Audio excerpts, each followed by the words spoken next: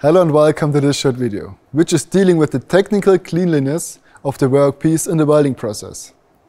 My name is Heineck. I'm a sales manager for the Friction Stir Welding division at Grenzebach. The cleanliness of the component surface depends on two aspects. Firstly, it depends on the specific requirements on the quality of the joint. Secondly, it depends on whether it is designed as a butt joint or an overlap joint. Generally speaking, overlap joints are more sensitive to contamination. Therefore, clean fairing surfaces are required. It is recommended to remove oils and release agents without leaving any residue. The reason is that the release layers must be cracked on the surface to enable a proper seam generation by friction stir welding.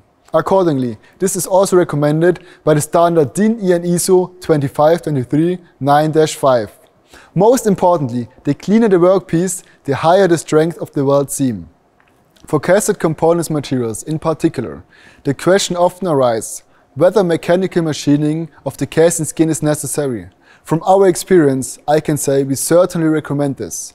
Ultimately, the effort required for the preparatory work and the strength requirements have to be weighed up against each other, also in economic terms. Let me briefly summarize what the key takeaways are for you. Lap joints are particularly sensitive to contamination. Additionally, the technical cleanliness of the surface quality depends on specific customer requirements such as strength.